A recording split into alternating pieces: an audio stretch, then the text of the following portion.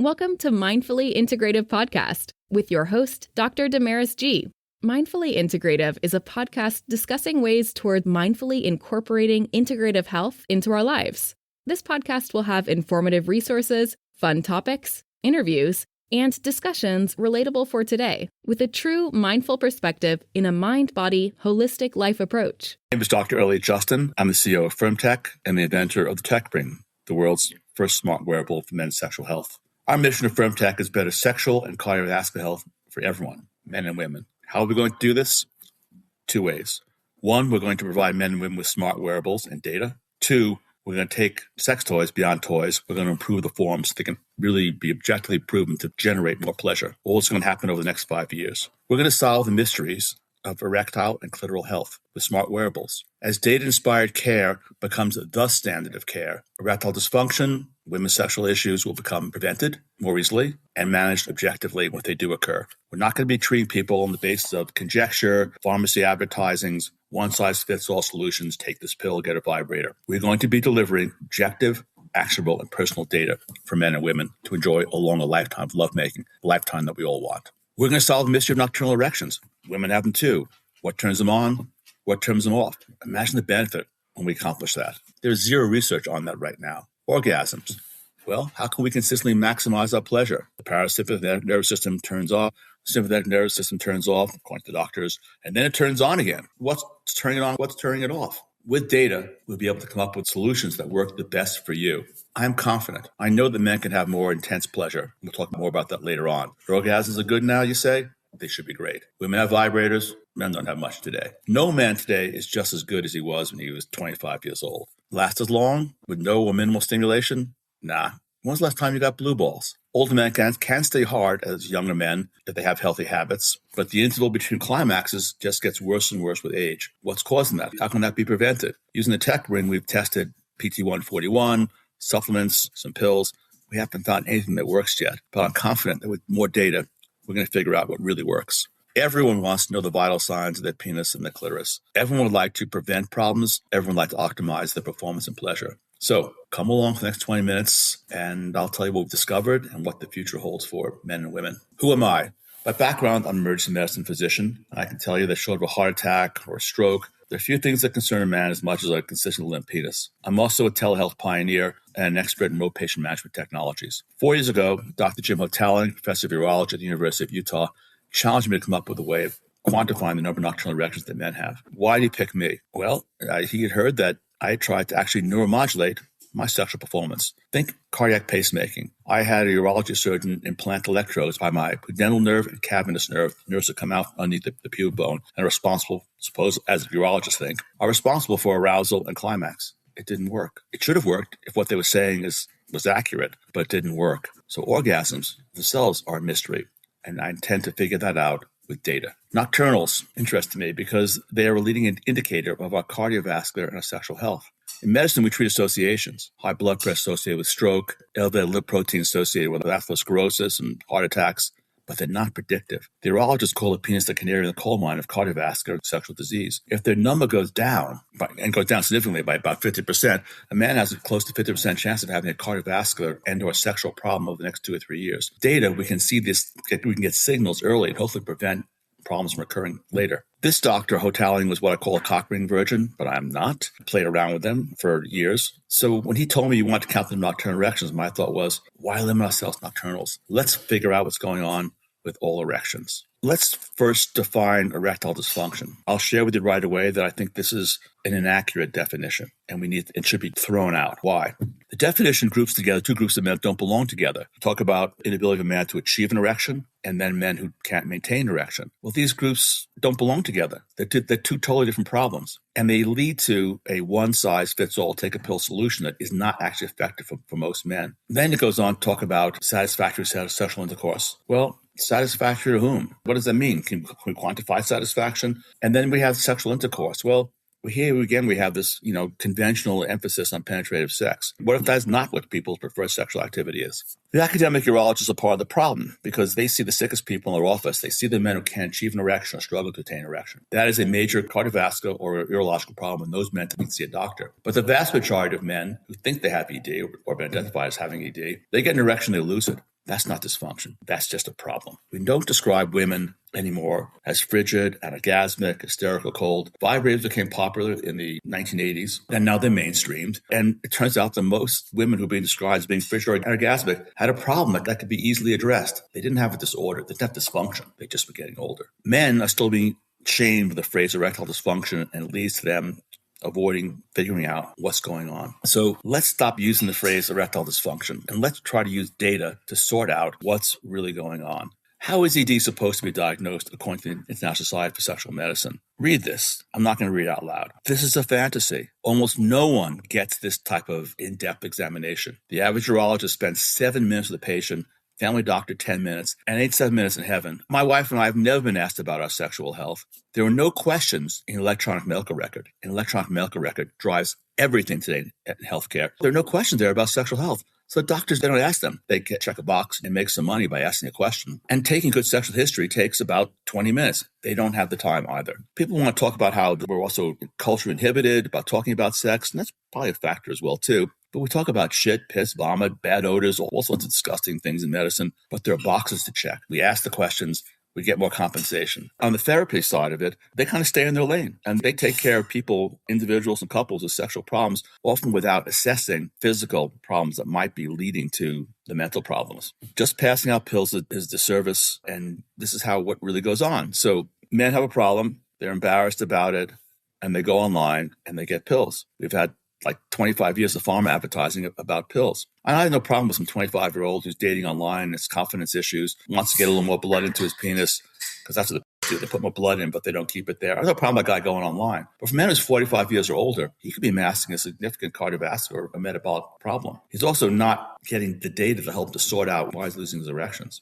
So they go online, they get pills because they have those online questionnaires, and you're going to get a pill whether you really need it or not. And you're not going to, those questionnaires are not really going to help you figure out what's causing your problem. Women, well, today women get, the recommendations are hormone replacement therapy and vibrators. I think both those things are great, but women should also be getting testosterone checked. All men and women over the age of 35 should get their baseline testosterone and free testosterone. That way, they're normal. If you have a problem later on, you'll have a goal to where you want to restore your health. But we also know that today, a shocking number of men have low testosterone, even in their 30s or 40s. We have a pandemic of sexual function today. By age 50, 50% of men are reporting erectile dysfunction. For women, it's a little bit higher. It goes up 10% per decade. After age 30, I'm 72 years old, but my age is 70% of men. And the causes are multifactorial. We have this: people are obese, they're not cardiovascular fit, they're slothful. And obviously, you want to maintain your cardiovascular health, and it's embarrassing to both men and women after a few thrusts. We doctors are also prescribing medications that have a negative impact on people's sexual health, certain blood pressure medications and antidepressants. In my mind, we're even worse for women on the medication side because we doctors prescribe hormones to premenopausal women and anti-anxiety medications to premenopausal women. I've all portioned to men. Both those things, hormones and SSRI antidepressants, can have a negative impact on someone's sexual performance. Then there's also the problem I alluded to before of low testosterone, which is being attributed to endocrine inhibitors in our diet. It's kind of hard to avoid them, but we should be more careful about eating processed foods. People want to blame porn addiction. It's hard to imagine that porn addiction is causing this really significant problem with dysfunction. And it's also, to my mind, a certain negativity about men. Men like watching porn. And what is addiction? I mean, obviously, if I were talking to you right now and I had a second computer screen going and I'm watching Jimmy Choo high heels standing on some guy's chest, that's porn addiction. But most men who are watching porn are not really addicted. They're enjoying themselves. We don't complain about women shopping. Women spend 4 times as much shopping as men. They're getting the same dopamine hits in the brain. Let's stop blaming men and look to root causes. So we need fresh answers, to my mind. They got to go beyond scolding about watching less porn, eating less plastic. Biohackers like to say, well, let's hack it. But you can't really hack it unless you can track it. And with data, you can start to figure out what's going on. There are answers to long-term problems with erectile health. They involve, good cardiovascular health. But there are also short-term solutions and medium-term solutions. And they involve testosterone, vibrators, and the use of rings. And we're talking more about that in just a moment. We're all on the road from erectile fitness to dysfunction. And let's focus on fitness and let's stop talking about dysfunction. We all want to maintain our fitness. We're all going down this road, but we don't know where we are. We'd like to reverse course. We'd like to slow down. We'd like to back up, but we don't have a dashboard. We don't drive a car without a dashboard. We don't drive blind, but that's what doctors and sexologists and men and women are doing today. So breakdowns and crashes occur. We need data. We need data that's objective actionable and personal, not one-size-fits-all solutions. I'm a doctor. If I were taking care of your heart, your lungs, your kidneys, your bowels, and you had a problem, I would have imaging tests and blood tests by which I could see how bad that problem is and then monitor the benefit of any interventions. But it's kind of bizarre that when it comes to sexual health, we have nothing. But now you do. Because with the TechRing, we can actually assess what's going on with the penis. And next year, we're going to come out with a critique to assess the health of the clitoris. Instead, we tell guys to take a pill. Well, I'll draw an analogy. If you had high blood pressure, or I thought you had high blood pressure, or you thought you had high blood pressure, and I just said take a pill and come back in 3 months or 6 months and didn't check your blood pressure, or get an electrocardiogram, or an ultrasound, or get a blood test, you would think, what the heck is this, 1900? We expect care today to be data-driven. Ideally, of course, with data, we can identify issues or even dysfunction when it's subclinical before it becomes overt. So let's maintain our fitness. This is what we had in the 20th century as diagnostic aids for men. On the left, you have the Rigiscan, which looks like something Dr. Frankenstein would put in your dick and frankly feels about the same. It's fallen out of fashion in the United States, not because it was inaccurate.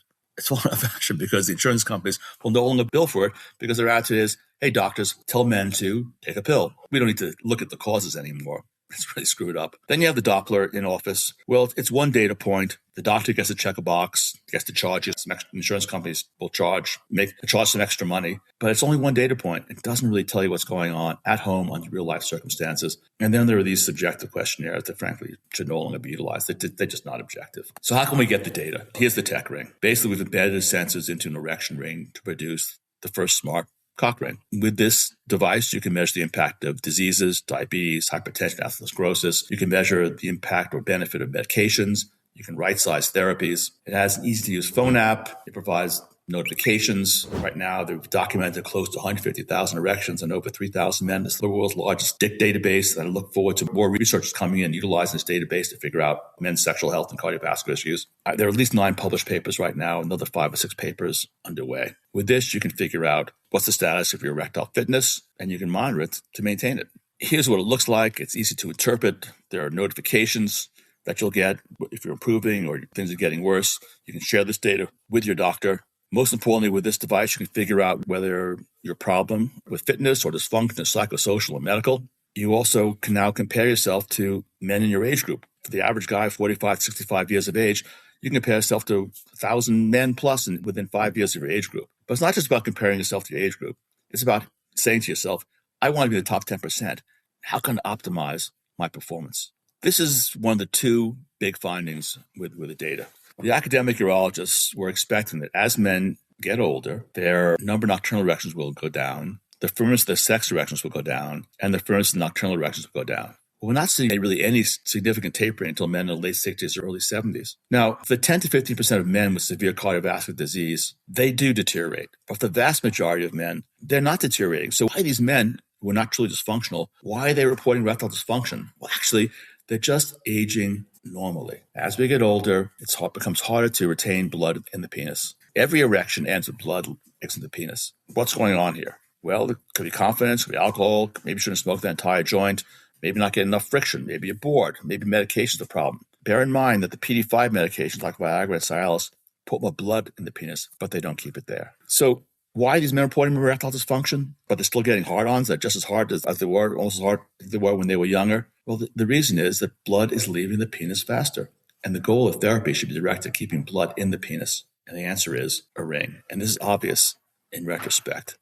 So why do erections end? We think with our data that all men have venous leak syndrome. The vast majority of men will be helped by comfortable and safe erection rings as first-line therapy and erection reel in combination if needed for optimal performance. You want to rock harder, last longer, put a ring on it, and take a pill, because that's what the data shows. Here's a protocol that I use for prescribing PD5 medications, which are predominantly Viagra and Cialis. I want to make this objective. I want men to know, am I taking this and just getting a placebo effect, or is it really benefiting me? I want men to be able to figure out what's the right dose. For example, tadalafil or Cialis. Is the right dose for me 5 milligrams, 10 milligrams, 20 milligrams? Let's stop prescribing these pills the way we do blood pressure medications. It's not one. Don't prescribe blood pressure medications as one size fits all, one dose fits all. We get blood pressure readings ideally and try to individualize the therapy. Well, we can now do that by getting the data from the TechRing. I know personally myself, I take 5 milligrams of Cialis every day, tadalafil. I get no more benefit if I take 10 or 20, but I wouldn't know that without the data. Similarly, we can now make testosterone replacement therapy objective as well too. Right now, if a man wants to get T, he goes to a doctor and the doctor will ask him, how's your energy, how's your sleep, and how's your libido? Well, everyone wants more energy. Everyone would like to sleep better, and no one knows what the heck libido even means. So let's try to make it as objective as possible. The goal of testosterone therapy is usually threefold. One, I want to retain or gain muscle. Well, you can do that simply before you start therapy by putting a tape measure around your pecs, biceps, or in women, instead of the biceps, instead of the pecs, they can put a tape measure around their thighs. The other goal of therapy is to increase your nocturnal blood flow, and you can use a TechRing for that. And the third benefit is libido. We got a lot of men who are low T. I've got several of them in my practice right now, and they're only initiating sex 2, 3, 4 times a month. Well, asking a man how many times a week he aspires to initiate sex makes testosterone therapy more objective. Obviously, the goal has to be realistic. It's not going to be 30 times a week, but you can take a man with testosterone from initiating sex 2 or 3 times a month to initiating sex 2 or 3 times a week. So let's make TRT objective, and the TechRing is an aid in accomplishing that. So the TechRing can be an aid in the following: diagnosing psychogenic versus ED caused by physical reasons, cardiovascular risk, medications. The device can also be used to determine eligibility for shockwave therapy. Before men go out and spend $5,000, $10,000 on shockwave therapy, do you need it? If you're having 4 nocturnal erections per night and they last 30, 35 minutes, the shockwave therapy is going to be benefiting your head. Now, placebo effect is powerful, but that's a lot of money to spend for a placebo benefit. The same thing with all the experimental therapies that are costly: P-shots, Botox, stem cells. We can add in here penis pumps and penis extenders. What is your baseline nocturnal blood flow? And then when you start this therapy, you can then monitor it using the TechRing. Well, women certainly rule when it comes to sex toys. This is the evolution of erection rings. Contrast this to the multiplicity of sex toys that are available for women, from vibrating dildos, palm-held things, etc. So on the left, you have your classic O-ring. It's been manufactured the same way for the last 150 years. It's made out of silicone. It pinches. It's uncomfortable. The doctors call it a constriction band because that's what it does. In order for it to be maximally effective, a man has to have an erection, then put the ring on, pinches, it's uncomfortable. It chokes off the blood flow into the penis. You're like, in effect, you're lynching your dick, and who wants to do that? I've never found a comfortable one that I really want to have on for more than 15 or 20 minutes. And personally, I'd like to make love for 30, 45 minutes, maybe an hour. In the middle, you have Giddy. I think there's a singularly uncomfortable plastic ring, closes with these rubber bands. Hey, you got lube on your fingers. They just go flying off. I never could even have a satisfactory orgasm with this. And then you have our device. I got into erection rings to get the data, but then I realized that I had solved the cock ring problem, which is they're made out of silicone, they pinch and they're uncomfortable, and they can't be worn safely more than 25 or 30 minutes. Our rings are made out of a soft elastomer. They allow the arterial blood to flow in. They only constrain the venous return, and they open and close with a hook. So they're safe, they're comfortable, and they'd be worn for protracted sex sessions. Let's just go back to pills for a moment. Dr. Mohit Khera might be among the most famous urologists and andrologists in the world. He's at Baylor, and he recently said Viagra is Vicodin. What was he getting at here? Well, he meant that if 12 to 15% of men who have difficulties with erectile fitness or erectile dysfunction have a potentially significant cardiovascular, metabolic, urological problem, by taking pills that they could just be masking it. So I want to remind you and remind your patients and customers that pill might be the answer for a 25-year-old. But if you're older, you really want to be thinking about the fact you might have a more significant problem and get data. Here's another advantage to rings. There have been 2 studies done on detumescence, which is the time it takes for an erection to go down after climax. So the more blood that's held in the penis, the more sensitive it is, the more satisfying the orgasm, the longer you're going to last. The ring alone kept men hard for about 4 minutes after climax. Tadalafil, 10 milligrams alone, was 2 minutes. The ring plus tadalafil was over 5 minutes. The takeaway from this for all men should be, you want to optimize your performance and your pleasure, put a ring on it and take a pill. Certain male pride issue involved here. A lot of guys say, well, I don't need that. Well, it's not about want. Do you want to optimize your performance? Get over it. Put a ring on it. Data will allow us to end the confusion conjecture. And Brian Johnson's obviously incredibly fit. Guy takes 181 supplements and injections a day. What really works? You got to take that many. With data, you can start to figure it out. What have we learned so far about supplements and things? We haven't found anything that works. Horny goat weed, maca root, Funga PT141. We have anything that works. It might work for you. If you think it's working for you, you can now get a TechRing and get data. But bear in mind, the placebo effect is really powerful. I want to, again, emphasize the importance of testosterone replacement therapy, because every man should know what his baseline is. Every man potentially will benefit from this as they get older. But with data, again, you can end the conjectures. I like to say that hopes are for dopes. Men with significant problems will walk on broken glass for a solution. They'll spend thousands and thousands of dollars. And often, and I say often because I've heard this from customers and patients, the solution is really simple. The ring is a profound confidence builder. So let's take erectile health and soon clitoral health into the 21st century, objective, actionable, and personal care. If you want to take a picture of this will lead you to our research folder. Here are 4 questions that all men should ask themselves. Do you want to rock harder? Of course you do. Do you want to last longer when you want to last longer? Of course you do. Do you want to increase your confidence in your partners? Of course you do. Have an extra drink. Dance another hour. Be tired, but hey, you get an erection, realize that put a ring on, you're not going to lose it. And most importantly, do you want to intensify your orgasm? How do our rings do that? The rings are designed to put the right amount of pressure over the urethra to prolong the ejaculatory phase. Our maximum performance ring increases the average man's ejaculatory phase by 50%. My ejaculatory phase goes from 4 seconds to 7 seconds with that. And that's an incredible orgasm. My wife says she's glad the kids are out of the house, so I'm noisy for the first time. And I no longer have sex without an erection ring. So it's not about need. It's about want. 4 years ago, if you told me I'd be on calls like this or podcasts like this, advocating for erection rings, I would have been like most heterosexual men. I would have said, well, I don't need that. And now I understand it's not about need, it's about want. But it's also, I want to know about my heart and sexual health. My data is good, but at least I have a baseline. When I go to a doctor for physical and I have a normal electrocardiogram or normal blood test, I don't complain. I'm happy. And also, with the ring, I can now see problems before they occur. And that's profoundly valuable. So bear in mind that with data, you're an N of 1. You are unique. You can now find out what works for you because it might not work for someone else. Your right dose of T, your right dose of PD-5 medication, maybe even a supplement might benefit you and not someone else. Many years ago, in the 17th century, the French philosopher Descartes said, cogito ergo sum, I think, therefore I am. I say, erectus ergo sum, I am erect, therefore I am. This is true for men and women. The benefits of sex are enormous. Women who have sex every day can cut their cortisol level up to 50%. That's the stress hormone. Probably true for men as well, too. Couples that have sex 3 times a week versus less than 3 times a month have half the divorce or separation rate and much greater personal happiness. There's a huge study out of the United Kingdom showing that men over the age of 70 who had sex 3 times a week versus less than 3 times a month could cut the risk of significant cardiovascular event, heart attack or death, by up to 50%. We doctors should be recommending sex to people. We should write prescriptions for it. Personally, I think we should aspire to having an orgasm a day. Good for our confidence. It's good for our overall health. It's good for our relationships. Bear in mind that while cardiovascular health is important to sexual performance, arousal and climax is largely a smooth muscle function. You can't work them out in the gym. You got to work them out by having sex. And it's fun. We talk a lot today about work-life balance. We should be talking about work-life sex balance. Get your data, put a ring on it. Thank you. Thank you for listening to the Mindfully Integrative Show with Dr. Damaris Maria Grossman, family nurse practitioner. This podcast is for informational and educational purposes only and is not the substitute for professional medical advice, diagnose, or treat. Always consult your healthcare provider before making changes to your healthcare routine. Make sure to subscribe so you don't miss an episode. If you enjoyed our show, please support us by leaving a mindful review on Apple Podcasts or your favorite streaming platform. Interested in being a guest or more information? Email us at info@mindfullyintegrative.com.